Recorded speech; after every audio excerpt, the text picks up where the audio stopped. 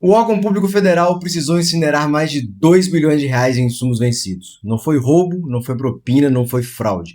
Foi governança. Ou melhor, a falta dela. Porque quando o dinheiro público apodrece na prateleira, o problema quase nunca está no ato de comprar. Está no sistema, que deveria cuidar da contratação do começo ao fim. Quem planeja, quem controla o estoque, quem fiscaliza. No Explicando a Jurisprudência, a gente pega a decisão do tribunal e traduz para o seu dia a dia na licitação. Nesse episódio aqui, a gente vai entender, na prática, o que é governança das contratações e porque ela é uma diferença muito grande entre um gestor que é bom gestor e aquele que vira caso de notícia no jornal. A gente vai falar então do Acórdão 1786 de 2026, relator ministro Bruno Dantas, do plenário do Tribunal de Contas da União, e a origem dele vem do Congresso. A Comissão de Fiscalização Financeira da Câmara dos Deputados manda para o TCU essa solicitação. Pede informações sobre a perda dos insumos estratégicos do Ministério da Saúde. Vencimento, descarte, superdimensionamento de compras de vacina, medicamento e até teste de Covid. O estopim foi um número que virou manchete. 2 bilhões e 300 milhões de reais em insumos incinerados. E a base técnica é um relatório da CGU, o controle interno lá da União, que auditou o Ministério da Saúde entre 2020 e 2023.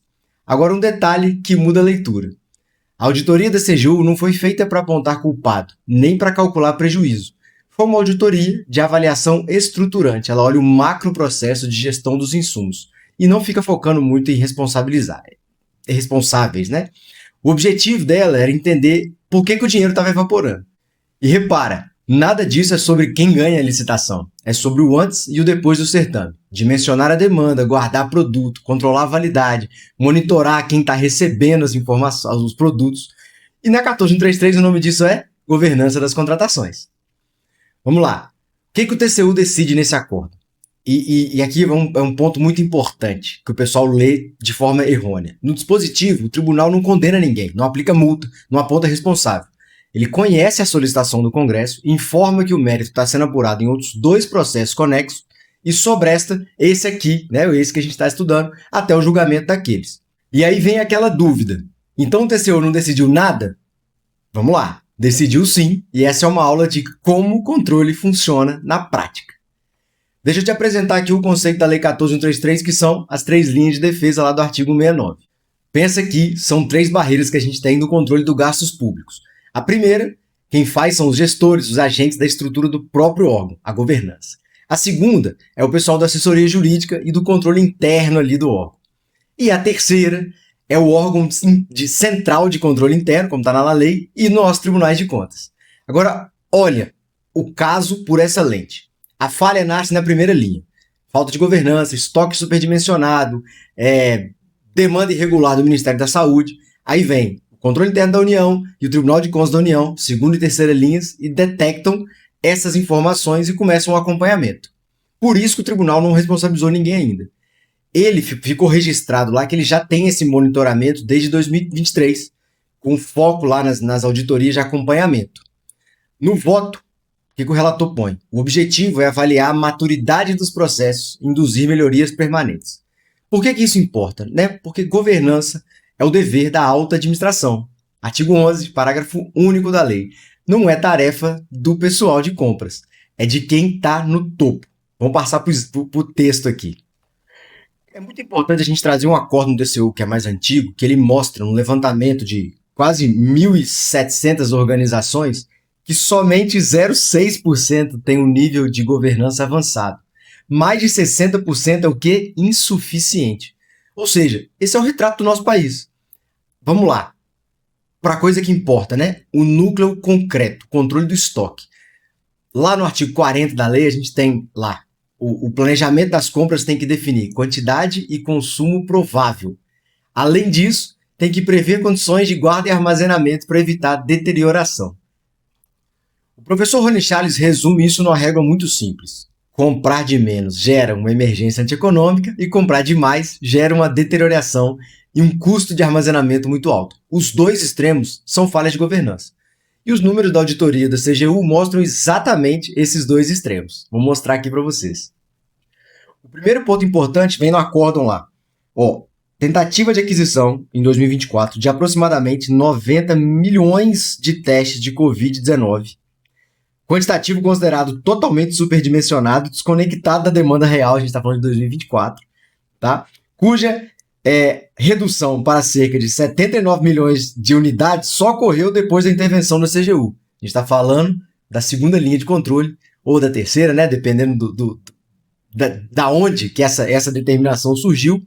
Mas, basicamente, é o controle mostrando que dimensionar demanda é um aspecto básico de compradores. O segundo ponto importante é esse aqui, ó. Falta de monitoramento após distribuição. O envio dos insumos próximo ao vencimento a estados e municípios no montante de aproximadamente 4,46 bilhões é uma situação que implica risco substancial de perdas futuras, especialmente na ausência de monitoramento pós-distribuição. O governo federal fazendo suas aquisições, adotando seus programas, né, de política pública de saúde, chega num ponto, encaminha tudo para as pontas, né, os executores daquela política pública, só que adianta nada você encaminhar insumos que estão próximos ao vencimento, né, para os estados e municípios, achando que eles vão ter um milagre de difundir tudo isso, de capilarizar todos esses insumos. Terceiro ponto que é relevante aqui, né, a dor maior, previsibilidade. No grupo dos insumos, não diretamente relacionados à pandemia, no valor aproximado de 213 milhões, foram identificados 125 insumos distintos, representando um segmento previsível do macroprocesso, canetinha, previsível do macroprocesso, e, portanto, mais suscetível de aprimoramento e de planejamento e gestão. O que é isso? É aquela velha máxima de existem coisas que a gente compra sempre. Existem demandas que elas são totalmente previsíveis para nós que somos contumazes compradores. Realmente, quando a gente está falando de insumos relacionados a uma pandemia em que você não sabe o grau de profundidade, de necessidade, de demanda, de risco, de armazenagem daquilo ali, realmente é possível nessas situações completamente excepcionais você não ter uma previsibilidade no seu macro processo de compra. Mas nos outros 125 insumos aqui apontados, fica muito difícil você não ter dados para coordenar as contratações, coordenar as entregas, coordenar os recebimentos dentro do prazo de validade, tá? E aí, o último ponto que eles trazem aqui de relevante para a gente que foi apontado lá no acordo, a fragilidade nos sistemas informatizados de controle de estoque, notadamente o SISMAT, com problemas de qualidade, integridade e confiabilidade dos dados. Além disso, a gente tem recebimento de insumos com validade inferior a 70% da vida útil, ampliando o risco de perdas por vencimento. É dinheiro público vencendo na prateleira. Ok? Para nós aqui, então, a tese que fica é muito simples. Governança das contratações não é papelada, não é sistema velho. É o que impede dinheiro de virar cinza no incinerador. E aí, é óbvio que eu tinha que dar minhas opiniões sobre esses temas que são muito importantes para a gente. O primeiro deles é muito claro. Contratações públicas hoje, ela é uma política pública, se não for uma das mais importantes. Porque é ela que garante insumos, ela que garante serviços, ela que garante ferramentas para as outras áreas, para as outras políticas públicas poderem ser executadas. Não adianta nada a gente ter um excelente sistema de capilarização de medicamentos se a gente não tem boas compras, se a gente não tem boa gestão, se a gente não tem bons recebimentos.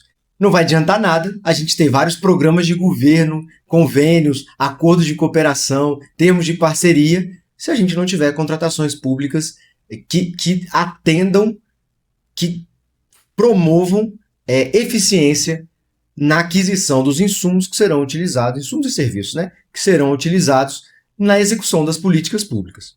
Segundo ponto muito importante não tem como em 2026, eu não sei quando você vai ver esse vídeo, mas não tem como, no mundo da tecnologia que a gente está hoje, inteligência artificial, a gente não trabalhar com dados. Não tem como o sistema ser uma planilha de Excel velha que fica guardada lá na pastinha, que um funcionário sabe que tá, onde é que tá, ou esse único funcionário é o que alimenta essa planilha, e chega no final, se a gente não compartilhar essa informação, quando esse cara tira férias, né, se for uma mulher engravida, licença de maternidade, e aí tudo isso acontece, todo aquele controle vai pro saco. Então é muito estranho vivermos no mundo que a gente vive hoje e não ter um bom sistema de recebimento de informações. E para piorar, quem usa o sistema, que já é ruim, né, não tem um mínimo de análise de dados para considerar demanda, estoque, que é o nosso caso específico aqui do acórdão. Então a gente precisa ultrapassar essas barreiras daquela gestão quase que neandertal para uma gestão minimamente de não achismo, né? Uma gestão que trabalhe com o básico de uma estatística, com o básico de uma análise de dados. E por fim, não adianta achar que novos métodos de contratação vão resolver problemas de governança. Eu vou falar especificamente de algo que as pessoas estão trazendo como se fosse o salvador da pátria, que é o SIX, que é um credenciamento para compras expressas da administração. Se você acha que o fato de você adquirir algo de forma célere, que não precisa passar por todo o procedimento de um pregão, vai resolver o seu problema de estoque, vou jogar um banho de água fria na sua ideia. Isso não vai acontecer. O SIX não vai vir para salvar as pessoas do não planejamento. Ele vai vir para facilitar a etapa de seleção do fornecedor. Mas ele não vai vir para ser a ferramenta que vai salvar todas as nossas compras. Por quê? O que a gente estava falando agora no acordo. Análise de previsibilidade, análise de demanda, tendência de consumo, o SIX não vai resolver. A única coisa que ele vai fazer é, na necessidade um pouco mais urgente, eu tenho uma ferramenta que me entrega mais rápido. Mas isso, acho, né? Vamos testar, esperar ele chegar primeiro. Mas isso não quer dizer que eu não tenha que fazer as outras coisas. Eu não tenho que fazer uma boa gestão de fiscalização de contrato, eu não tenho que fazer um bom planejamento. E nesse caso, não é planejamento de preencher documento para encaixar no termo de referência para botar no SIX para fazer a compra. É planejamento de controle de estoque, de uso dos insumos nas políticas públicas. E aí a gente vai caminhando para o final. O TCU não precisou de multa nesse acórdão para dar um recado para todo mundo. E o recado é de governança. As 3 linhas de defesa existem para que a falha seja detectada, corrigida e promover melhorias contínuas. Governança, gestão de estoque, dimensionamento de demanda, controle. Nada disso vai aparecer no dia da sessão da licitação. Tudo isso é estrutura, antes e depois da licitação. É a parte que quase ninguém estuda até virar uma manchete de incineração de não sei quantos milhões de reais de remédio perdido ali, né, nas prateleiras do governo. Então, se você gostou desse vídeo, se eu conseguir abrir a sua cabeça um pouquinho mais para governança, se você é da alta administração e eu conseguir te mostrar a importância de não focar apenas no processo de licitação, me siga, nós estamos aqui à disposição para trazer jurisprudência sempre atualizada, sempre com temas interessantes. Eu te vejo no próximo vídeo. Até mais!